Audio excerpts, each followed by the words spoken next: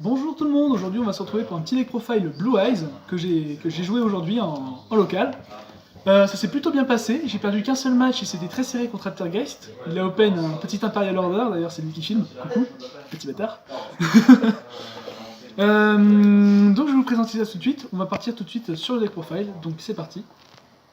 Alors je joue 3 dragons blancs aux yeux bleus, basique, 3 alternates, basique, et 2 esprits du dragon blanc, très important. C'est lui qui permet de bannir les MP et c'est donc très important dans la méta actuelle.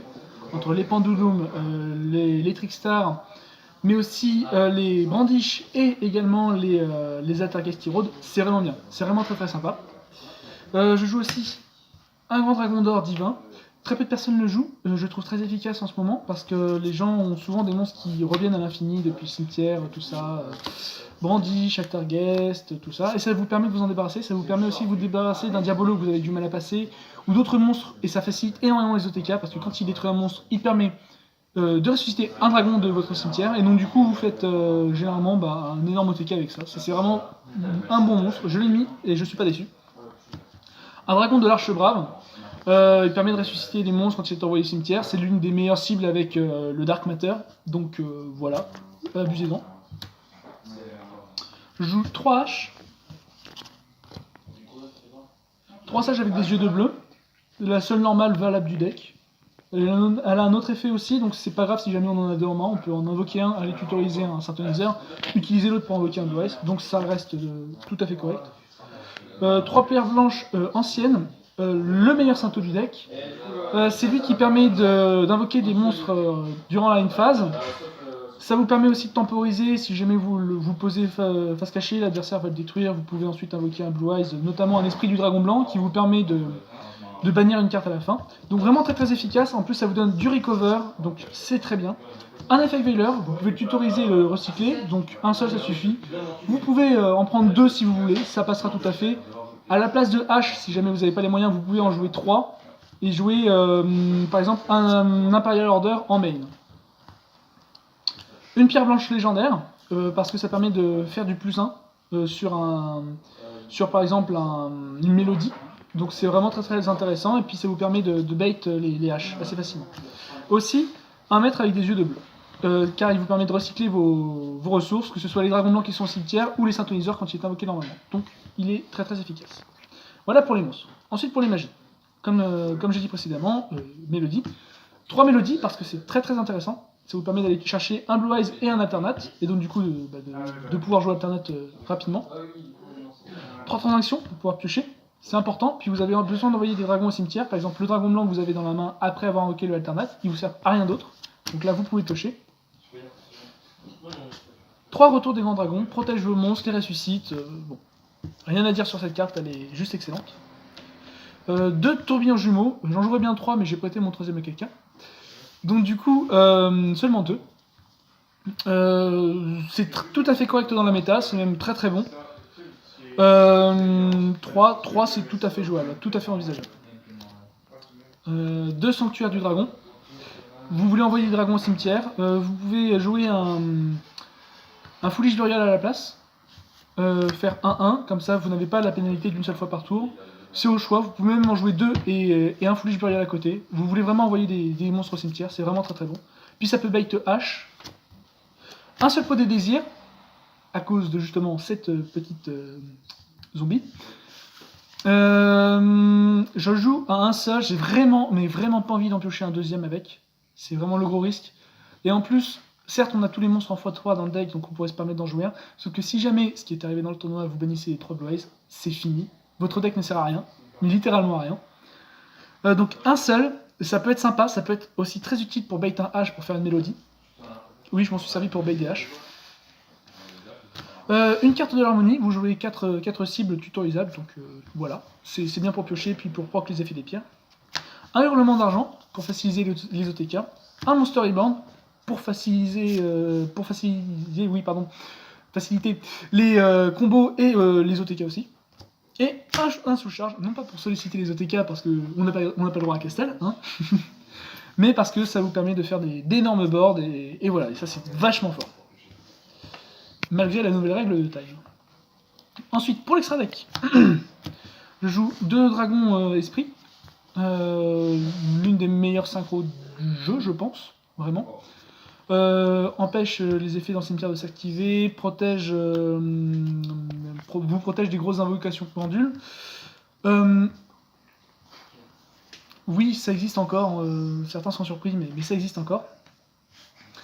Aussi, ça vous permet d'annuler un effet dans le cimetière, comme j'ai dit, et d'invoquer la plupart de vos autres monstres sacros, notamment celui-ci, qui vous protège du ciblage et de la destruction de cartes. Donc, au revoir Ancre, par exemple. Au revoir la plupart des cartes brandish qui sont rigolotes et qui détruisent. Mais ça vous permet aussi d'avoir du recover puis qui ressuscite vos monstres normaux depuis le cimetière.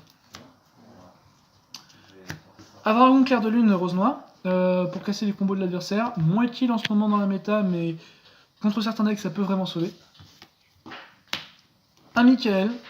Je ne l'ai pas utilisé aujourd'hui, mais honnêtement, dans les decks, dans les duels de 2 tours, je me suis rendu compte que c'était très très fort, malgré la nouvelle règle de time. Bannir une carte, c'est vraiment free, puis c'est vraiment fort. Depuis le ban de Ancien Dragon Ferry, je ne joue plus de Crystal Wing, donc je vais passer tout de suite aux Xyz. Numéro 95, Dark Matter. Vous pouvez d'envoyer Arcbrave et Felrand par exemple au cimetière et pour faciliter un OTK au tour d'après, ou pour envoyer simplement vos ressources pour avoir un gros board. Un numéro 62 pour pouvoir passer les monstres avec plus de 3000 d'attaque, ou 4000, des fois ça arrive, par exemple un Ultimate Falcon en face est si vite arrivé, ce monstre-là va arriver avec 10 000 points d'attaque, et donc voilà, ça le passe assez aisément. Un Galaxy Eyes Cypher Dragon pour prendre des monstres d'en face, et si jamais c'est une Xyz, vous pouvez faire des rank-up par-dessus, donc c'est sympathique. Ça vous permet aussi de passer les sphères de rat et autres monstres indestructibles, comme ça qui peuvent arriver aussi. Un Galaxy Eyes Full Armor pour détruire les cartes face recto de l'adversaire, pour faciliter les OTK. Pour peu que l'adversaire ait fait par exemple un sous-charge à 4000, vous détruisez son monstre et c'est 4000. Bref, c'est sympa. Ce monstre-là, MVP du moment, il annule les effets de tous les autres monstres sur le terrain durant la battle phase. Si jamais quoi que ce soit s'active pendant la battle phase, il retape 2 fois donc à 4000. Et donc du coup c'est quand même sympathique. Ça vous permet de passer des monstres un petit peu chiants, pas destructibles, ce genre de truc qui peut arriver notamment dans les tournois locaux. Donc vraiment très très efficace. Un numéro 38. Brandy, je n'aime pas trop cette carte, je ne sais pas trop pourquoi. Non, en vrai, excellent monstre. Peut cependant vous bloquer, parce qu'il prend quand même votre place, et qu'après, vous n'avez plus forcément de place pour faire vos autres monstres de l'extra deck. Mais reste extrêmement fort, c'est l'une des meilleures Xyz disponibles. Un numéro Dragléon, pour faciliter les OTK, des fois il vous manque juste 3000 points d'attaque, vous faites ça, vous invoquez un Blue Eyes depuis votre main, et puis voilà. C'est généralement après un alternate, parce que sinon vous avez déjà les signes sur le terrain, mais vous faites alternate, vous détruisez un monstre, et voilà, vous êtes tranquille. Ensuite, toujours pour lutter contre les monstres non destructibles, ou les monstres qui ne sont pas destructibles une fois, ou ainsi de suite, j'en passe. Un dragon jumelé d'explosion. Attaque 2 fois, n'est pas destructible par battle, bannit les monstres à la fin. Donc c'est sympathique. Un preneur Underclock, pour vous faire de la place et pour pouvoir invoquer un autre monstre Xyz, éventuellement faire un sous-charge après pour ressusciter vos synchros, etc. Et enfin, un dragon charge Borel. Je l'ai fait une seule fois aujourd'hui et je n'ai pas été déçu du résultat. Voilà. Je vais ensuite passer au side. Hop. Alors pour le side, je joue que 3 monstres. Je joue 3 Denko Seka. Contre Altergeist mais aussi contre Brandish. Parce que j'ai quand même de gros lézards avec beaucoup d'attaques. Donc Brandish généralement a du mal à se remettre d'un tour et je n'ai pas besoin de ma normale, donc Denko Seka c'est vraiment bien. Également 3 balades partagées. Contre Brandish aussi. J'ai pas eu l'occasion de la toucher en side. Je suis tombé contre un seul Brandish aujourd'hui et je l'ai pas eu. Mais sur papier c'est plus qu'intéressant, j'ai bien rigolé en voyant ça.